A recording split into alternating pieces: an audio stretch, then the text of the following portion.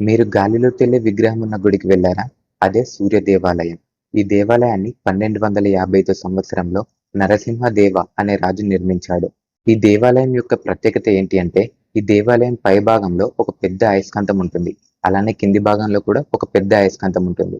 ఈ రెండు అయస్కాంతాల మధ్య సూర్యదేవుని విగ్రహం గాలిలో తేలుతూ ఉంటుంది. ఈ గుడి యొక్క ఆర్కిటెక్చర్ కూడా ఎంత బావుంటుందంటే, 12 గుర్రాలు 24 చక్రాల రథాన్ని లాగుతున్నట్టు ఉంటుంది ఈ గుడి యొక్క రూపం.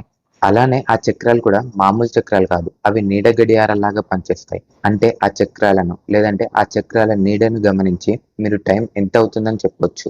అసలు విషయం చెప్పనేలేదు కదా! ఈ గుడి ఒడిస్సా రాష్ట్రంలోని కోనార్క్ అనే ప్లేస్‌లో ఉంటుంది. ఈ గుడి నిర్మించినప్పుడు సముద్రానికి దగ్గరగానే నిర్మించారు. కానీ ఆ తర్వాత సముద్రం మట్టం తగ్గింది.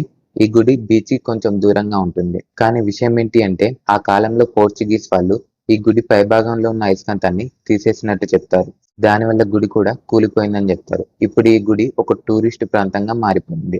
అలానే ఈ గుడిలో ఉండాల్సిన సూర్య విగ్రహాన్ని పూరి దేవాలయంలోకి మార్చారు. ఇలాంటి ఎంతో ఇన్ఫర్మేటివ్ కంటెంట్ కోసం ఈ ఛానల్‌ని సబ్స్క్రైబ్ చేసుకోండి. Thank you.